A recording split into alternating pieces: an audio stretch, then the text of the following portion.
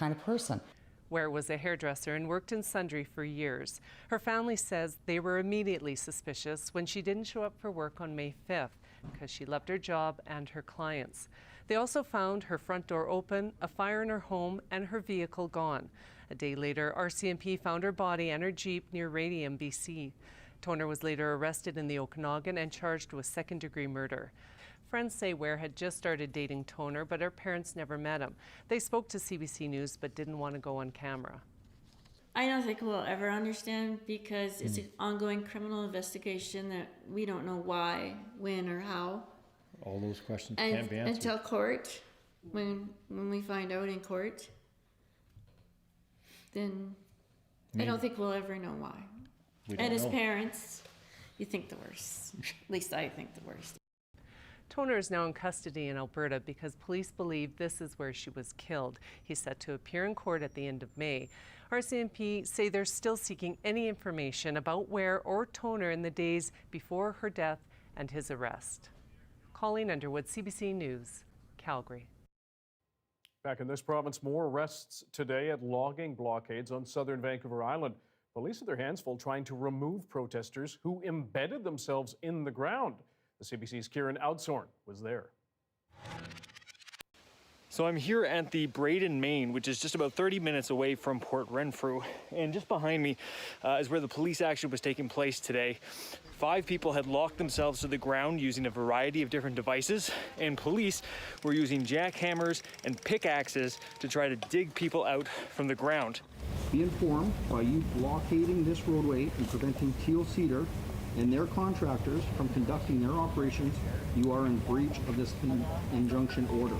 So far they've arrested 3 people. There's another 2 that are still locked in just up the road.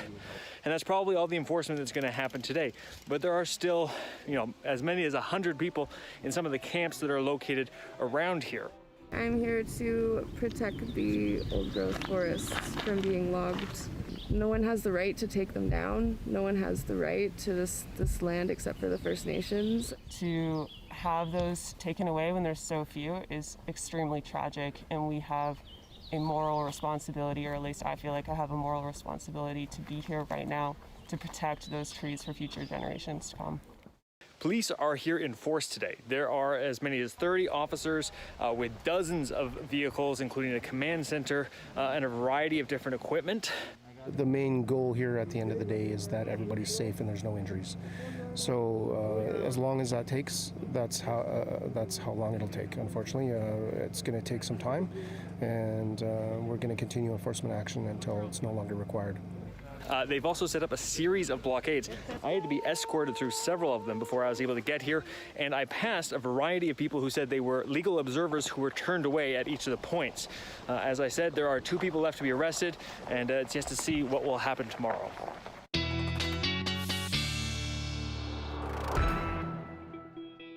Time for our first check of weather with meteorologist Johanna Wagstaffe. Joe, we got a storm brewing. We do indeed. Yeah, it sort of felt like it all day. The energy is just off our west coast. The dark clouds have been getting darker. It's taken its time to cross the strait, but the first raindrops just beginning to fall for parts of Metro Vancouver. Let me show you the special weather statement that's in place for much of the South Coast, the Sunshine Coast, through Howe Sound, and northern sections of Metro Vancouver. That's where we could be seeing over 50 millimeters through tomorrow morning.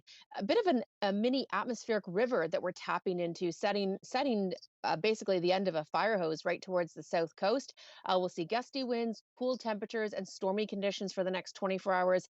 The main event is still draped across the island. Again, we're just getting a few showers cross into Metro Vancouver, but because the center of the low is actually crossing, we're going to see a bit of a swirling action. So the rain might actually let up across Metro Vancouver in the next couple of hours, and then the main event will push west to east pre-dawn hours, and it's going to be falling heavily enough that might actually wake some of us up with how heavy it'll be coming down, especially for northern sections.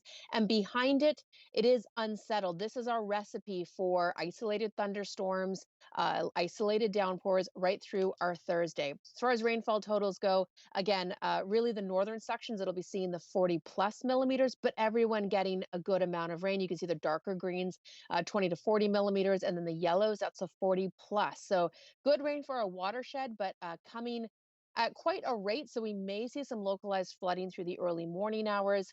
And this is going to track across the interior, Dan, bringing good rain to much of the interior. Quick sneak peek at the forecast for everyone. Thunderstorms, lots of rain. I know at this time of the year, it's always a double-edged sword. We need it for the wildfire situation as we head into our wildfire season. But places like the East Kootenays, not looking forward to more heavy rain with flooding. So I'll keep you posted, Dan, and we'll talk about summer, which is coming up in the long-range forecast just around the corner. I'll be back with those details. That sounds good. Thanks very much, Joe. Yep. As BC looks ahead to reopening, all types of local businesses that have been shattered by this pandemic are going to try to rebuild. For at least one industry, though, it may be easier than first thought. In fact, as Anita Bath tells us, the demand for wedding vendors in 2022 is already through the roof. Traditionally, most weddings happen on the weekend, but next year, brides and grooms may not have much choice. We're definitely going to see weddings all through like Monday to Thursday. An industry that's been hit hard by the pandemic suddenly realizing a bounce back is in the works for 2022. Photographer Donald Risky says demand is skyrocketing. A lot of double and even some cases triple booked weekends. But there are no complaints here. I hope we can keep up. We'll try our very best. Instead, the influx in inquiries is a welcome change for Sunny's Bridal. We'll definitely need that to make up for almost a year and a half of lost business. A typical bride for an Indian wedding pre-pandemic would get up to 4 outfits. Now, if there's a wedding at all, maximum usually just one, their main one. The loss has been devastating for Sunny's, but the Surrey store has managed to hold on. Not so for all wedding vendors. For some, this pandemic has meant hitting rock bottom and closing up shop altogether. The recovery for them is grim because you have to restart. If it's a business that relies on inventory, you would have to amass that inventory again. Just the reputational loss of being out of business can be really difficult for businesses to return. For businesses that manage to keep going despite the losses, there's really a lot of opportunity now. As long as you can get the staff and an inventory or whatever you need lined up, the market opportunities are going to be there for these businesses. Opportunities that come as the tiny wedding trend perhaps fizzles away and becomes a distant memory. I can see the appeal of having very intimate weddings, and I kind of personally like it as well, but given our community, I don't know how long that will last or how long people can kind of keep things toned down. For some communities, pre-pandemic weddings meant week-long gatherings with hundreds of family and friends.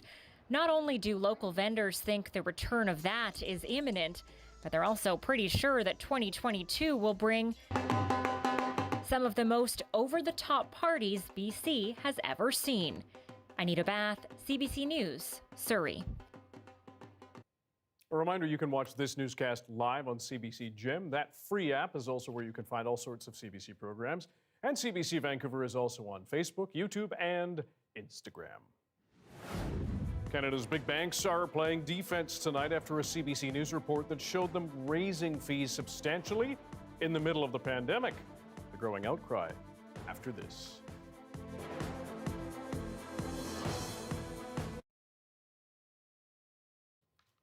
Thanks to everyone watching online tonight, and thanks for rolling with the punches as we caught up with our TV broadcast post-hockey. A Siksika Nation ranch east of Calgary witnessed the rare birth of a white bison.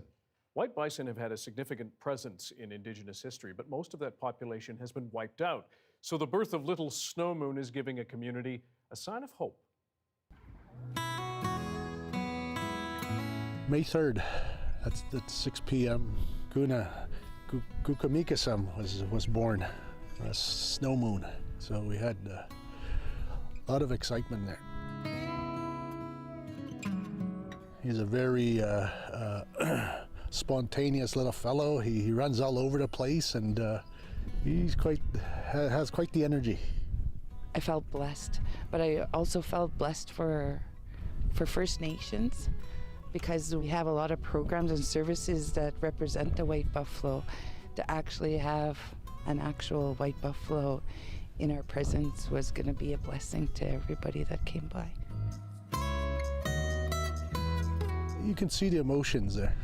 In the past, when a white buffalo was born, our people thought that there was hope. Good things are to come. So as a First Nation Indigenous person, there's quite a significance for us. Because the buffalo is considered as a very sacred animal. It supplied the survival of my ancestors. It gave, the roof over their heads, the food, the medicines, and so forth. But as you all know, through history, the buffalo was almost wiped out. It's a beautiful feeling. Everybody will leave here feeling good about seeing what they've seen.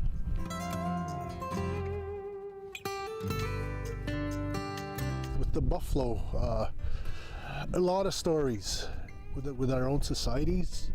And there was one story that was given where, in the past with our ancestors, there was always more than one white buffalo.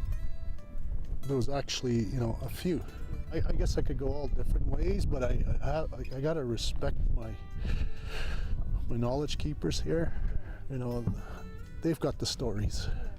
My intention is go back to them and get some stories from them, and go and write detail about these stories. And I'm looking forward to that.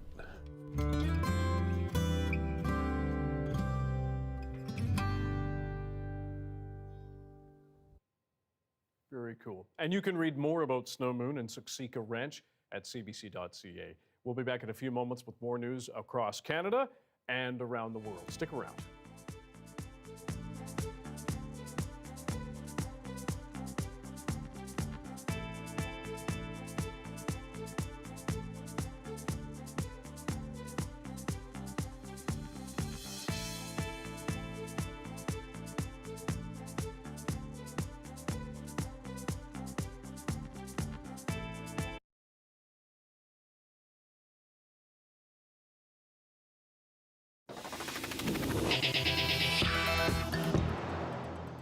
Earlier this week, our Go Public team had the story of 4 of Canada's big 5 banks raising costs for everything from transaction fees to overdraft protection. But the pandemic is adding a particular sting for many people, especially when those banks continue to make billions in profits. And now, as Erica Johnson of our Go Public team reports, the bank fee brouhaha has hit Parliament Hill. Olympia Ramita spotted the fee on her bank statement, a new checking account charge of $2.95 a month. Well, I was shocked, dismayed. She called up Scotiabank, but the new fee stays. All my costs have gone up. My food bill, everything has gone up. At any time, I think it's unconscionable, but particularly during these times, it's even more so. Bank customers from across the country have contacted Go Public about fee hikes at 4 of the big 5 that have recently kicked in or are about to, calling them outrageous, totally disgusting, saying it just compounds the stress for people already financially strapped, and asking, is there any way that we can stop this? Most complaints are from TD customers who, starting next week, have to pay higher transaction fees or keep thousands more in their accounts in order to have those fees waived. So it's just very disturbing, especially at a time right now when, Canadians are struggling so much to put food on the table, to keep their businesses running. On top of the timing, during a pandemic, bank profits in the billions keep going up, prompting the hot button issue to hit Parliament Hill. Why is this Prime Minister allowing banks to gouge Canadians in a pandemic? We've been clear in our discussions with these institutions that Canadians are going through a difficult time and we must all have their backs. A consumer advocate says without government action, like it or not, you may be stuck with higher fees. I think that the experience of most consumers, if they go out price shopping, trying to negotiate a better deal on bank fees, will be that that's pretty much a futile effort, unless you're wealthy. Olympia Ramita says the buck stops here. I'd like to make an appointment. She's making calls to move her money to a nonprofit credit union where fees tend to be much lower. This week, all the big banks report their earnings for the second quarter of this year. BMO was first out of the gate, reporting its profits nearly doubled compared to the same time last year, and bank fees alone pulled in over $1.6 billion. Erica Johnson, CBC News, Vancouver. The federal government will be issuing a formal apology in the House of Commons tomorrow. It's for harm done to Italian Canadians during the Second World War. That apology has some raising concerns about rewriting history. For others, though, it's long overdue. Olivia Stefanovich reports. This gives you an idea of the watchtowers that were there. For most of his career at the RCMP, James Malizia didn't know his grandfather, Nicola Dogoneri, spent 3 years without charge as a prisoner of war by the Mounties. This is a picture of him at the internment camp. Malizia only learned the truth after his family came across a photo showing Dogoneri at one of the camps, submitted to a newspaper by oral historian Joyce Pillarella. This is my grandfather over here. He had mailed this to my mother, and it's funny because there's this X underneath the picture, and I think maybe he thought she might not recognize him. Pillarella published the image in her search for other families. It was really about just having a moral justice. Once Italy joined the Second World War in 1940 on the side of Nazi Germany, Canada retaliated by declaring 31,000 Italian Canadians enemy aliens and authorized the RCMP to intern 600 potential traitors. There were no convictions. Oftentimes people were interned based on the fact that they were on lists for having donated, for example, to the Italian Red Cross. Now, the government is preparing to issue a formal apology in the House of Commons. There are a number of issues involved here. This historian is afraid the government is rewriting history. There were a number of fascists who supported the Mussolini government in Canada. So this is undeniable. And this is something that the people who want an official apology don't seem to be ready to recognize at all. It was just... But for the families... If someone had a fascist view back then, just as someone would have one today, or would have a communist view, that's not sufficient to arrest someone based The apology marks a new beginning. It really offers an opportunity for redemption. And a chance to correct the wrongs of the past 81 years later. Olivia Stefanovich, CBC News, Ottawa.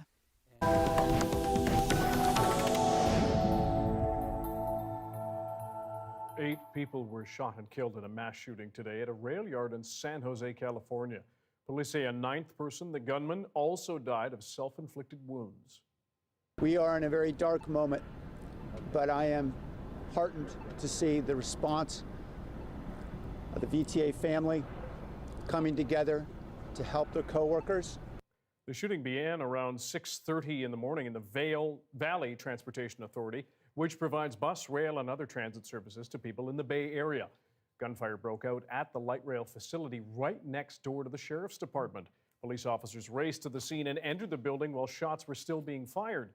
Victims include employees at that rail yard. Authorities say the gunman also worked there. Voters in government-controlled areas of war-torn Syria have been voting in presidential elections today. The balloting widely seen as a mere formality in returning longtime President Bashar al-Assad to power for a 4th 7-year term. Chanting supporters greeted Assad and his wife as they arrived to cast their votes. This is the country's 2nd election since its civil war began 10 years ago, leaving Syria divided into areas controlled by the government, the rebels, and foreign troops. Assad referred to Western concerns about the validity of the election as having, quote, zero value. In the rebel-held city of Idlib, though, protesters took to the streets to denounce what they call a sham election. The Assad family has controlled Syria for 5 decades. Officials in Belarus are threatening counter-sanctions in response to measures taken by the EU. Over the weekend, Belarus interrupted a commercial airliner and forced it to land in Minsk based on a false bomb threat. A prominent opponent of the president was then taken off the plane and arrested. That president, who's a staunch ally of Russian leader Vladimir Putin, defends the actions. The CBC's Chris Brown has more from Moscow. It was pretty predictable stuff from President Alexander Lukashenko. He attacked the West. He accused Western nations, Europe, of launching a hybrid war against Belarus, something that's unjustified.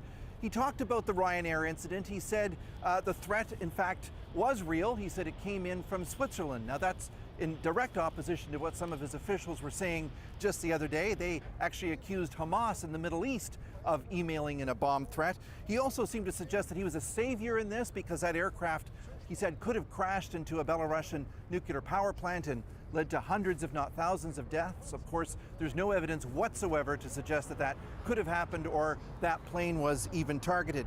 In fact, much of the world now believes that the whole point of trying to get that plane on the ground was to arrest an opponent of the regime, 26-year-old journalist and blogger Roman Protasevich. He had used a channel on Telegram to great effect last year to promote anti-regime protests against Alexander Lukashenko. In the days subsequent, we've seen what appears to be almost like a hostage video of Protasevich in jail in Minsk, acknowledging, at least saying, that he committed crimes. The other point about this video, I think, but this address today, was that Lukashenko seemed to be aiming some of it to here, towards Russia, implying that it's not just Belarus that's at risk from this hybrid war, it's also Russia as well, and in a way Belarus is the first line of defense. If it were not for Vladimir Putin, likely Lukashenko would have been toppled in those protests last year, so here again he's trying to tie the fate of the two men together. Chris Brown, CBC News, Moscow. A gradual return to some normalcy might have you feeling a bit excited, nervous, even fearful. Coming up, we're going to speak with a psychologist about that return and how to tackle any potential anxiety you and others may have.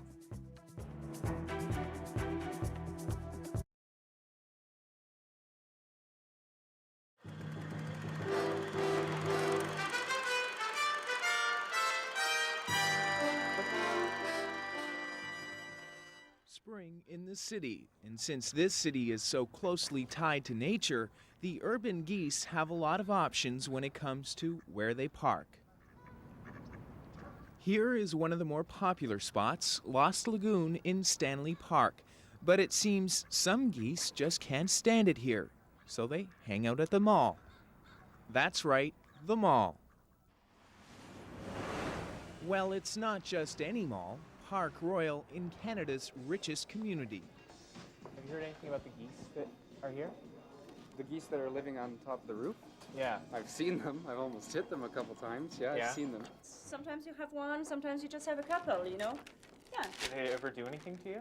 No, never. No, they're very quiet, you know. They just pose there, and I think it's beautiful. Just pretty much sits there. Yeah, have you seen them too? Yeah. Sits on one of the islands up there, doesn't bother anyone, just sort of hangs out. Have you gone up to see him? It amazes me that they choose these places that are so close to the people. Yeah. One would think that because they're part of nature and they are in fact wild, they would find some place that's further away from such the hustle bustle of Park Royal. Whistling Bernie Smith was once a police officer and for a time served as a special assistant and chauffeur to Bill Vanderzam. See that yellow thing? The goose is sitting up in the nest up there. Now he takes care of Park Royal's geese and gander. You can see her sitting right there, see? They just sit there. Rain, snow, shine, whatever the case. Cars drive by, people walk down there. Some people did walk by and didn't even notice, and those who did notice say that this is just part of the Park Royal parking experience. It was the male. He was way over there waddling around, and I thought, gee, I wonder if he knows what he's doing. And then I saw this one building her nest. And I thought, I guess that's a perfect place, except it's very public. So I hope she's all right. I hope they're okay. In fact, the mother goose seemed to be at home in its nest of concrete, not bothered by shoppers nor cameras. But then, she is not the only one in the neighborhood. See where that white thing on the far side is? It's over there. It's always there. It's been there 2 years.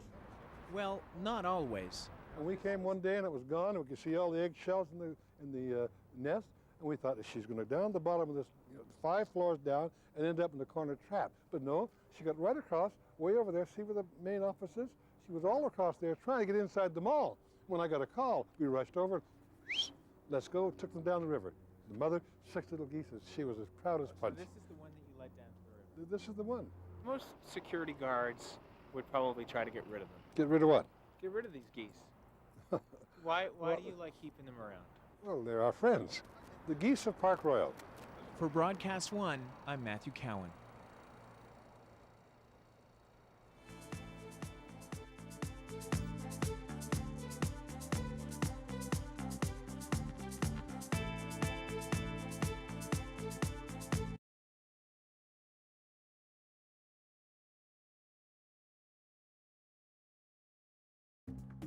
Here are some of the stories we're following tonight for you on CBC Vancouver News. They were weeks from graduating, but a horrific car crash has killed 3 grade 12 students in Kelowna. Police say it happened just after midnight. One car involved. The school district superintendent says the trio went to Kelowna Secondary School. A critical incident team was at that school today. Maybe later on in the summer I'll be more comfortable, but I feel like right now it's exciting news, but baby steps. British Columbians are feeling excited, nervous, maybe even a little fearful as the province looks to ease more pandemic restrictions. The big restart plan allows for more socializing, exercising, and traveling, but it still hinges on lower case counts and rising vaccination rates. I don't know what to do. I still find it hard to be without her. Stacey McMillan's grief at the loss of her mother has been made worse after she says her ashes were lost as part of a street cleanup.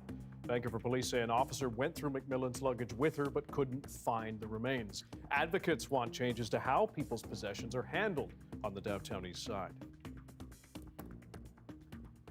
With the pandemic, Canada's vaccine strategy was formed when supply was still limited. But now there are growing calls to speed up second doses, including, as Christine Burritt explains, from those who once urged longer intervals.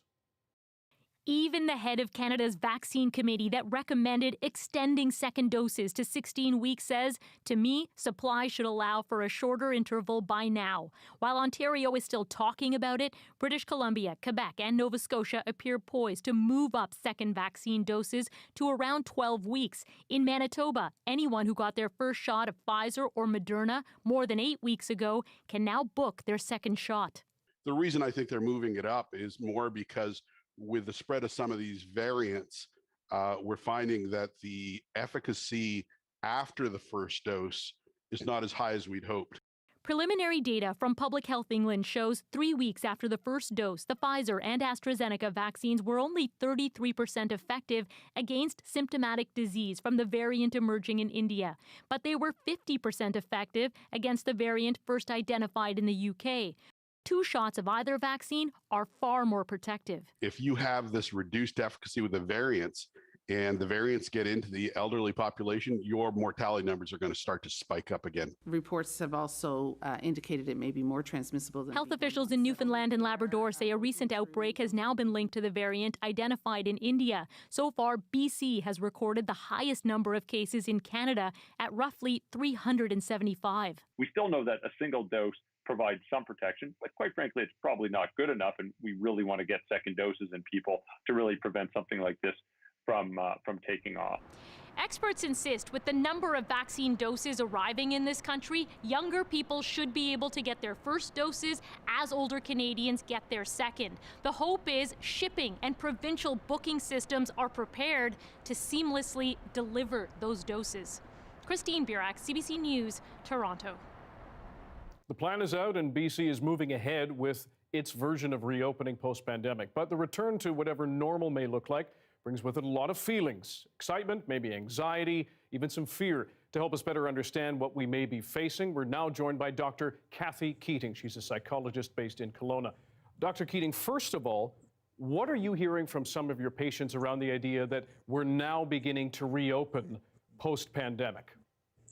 I think overall there's a lot of general relief. So the last 6 weeks with the circuit breaker restrictions that have been in place have been particularly difficult, probably the most that I've seen people in distress. So the announcement yesterday, and particularly having a laid out plan that's very clear, that's very specific, has brought a lot of relief to people that I've talked to today and yesterday. You mentioned having a plan, having it laid out. What sort of strategies do you give to your patients when they're dealing with these feelings about perhaps worrying about being able to take off a mask, travel, see their family, give people hugs if they want to do that? Yeah, I think the biggest thing to remember is to take your time. You can go at your own pace, focus on what you can control. I think it's really interesting. We had a lot of anxiety at the beginning about wearing masks, and that was a visual reminder of having a threat out there. Now it's going to be anxiety about people not wearing masks. So remember what you're comfortable with and be open with people in your life about what you're comfortable with, and take it slow. There's no rush to this. There's no disadvantage right now of going slow with the mask wearing. Is there any specific advice for people who may be wondering why perhaps family and friends may be feeling a little reluctant to get closer to them and they're perhaps wearing masks when others aren't? Yeah, I think everyone has their own pandemic story, right? And everyone has their own experiences, and perception of threat is different for everybody. And so I've really been saying this to my patients the whole time, is trying to have compassion for people and trying to ask questions and not to make snap judgments and to just really listen. So I think if you have a family member who's more resistant, asking questions and informing them of maybe safety precautions that you're taking might do well to reassure them. We know a lot more people are getting vaccinated in this province, at least with the first dose, still waiting on those second doses. 12 to 17-year-olds are now getting vaccinated or being able to register to vaccinate. But what about younger children below 12 years old who may be feeling anxiety or fear around the fact that they haven't been vaccinated yet and are fearful?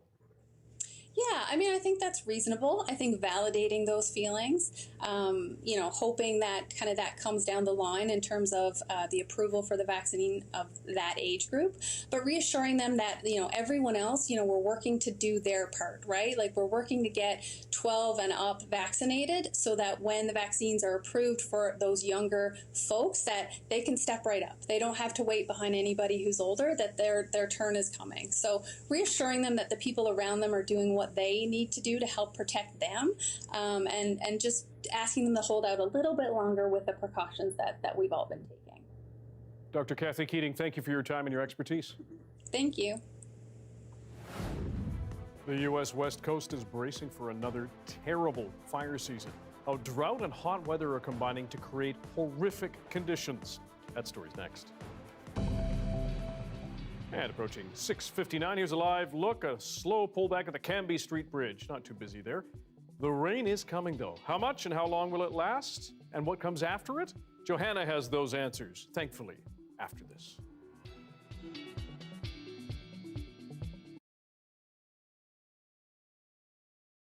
What can you do that other people think you can't? Well, there's a ton of different things. I do a lot of sports, and such as hockey, blind hockey, skiing, all of these different things. And people don't think of those, and they are like, you do that? How do you do that? And they question it. And we can do it just as much as you can, just it may need to be adapted to some extent. Sports. They're like, hey, what do you do in your free time? And I say, well, I play soccer. I'm like, oh, how do you play it? I don't get it. I'm like, well, I sit down and I kick the ball. About 3 years ago, I was a competitive swimmer.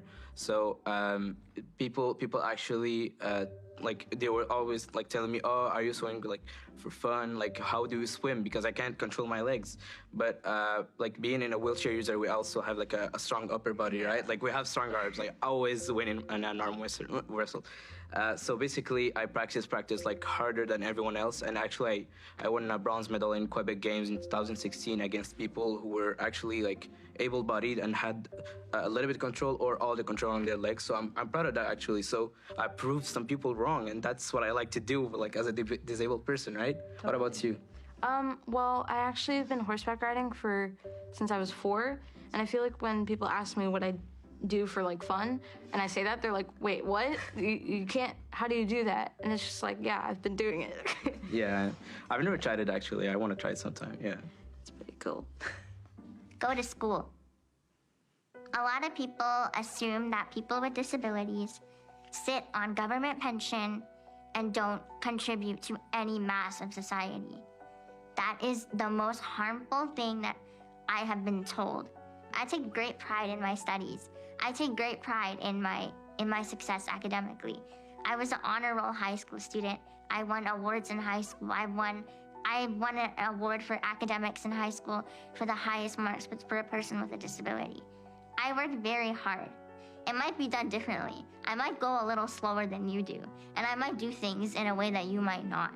But it doesn't matter, because it's my journey, it's my struggle, it's my hustle to be successful, and nothing is gonna stop me.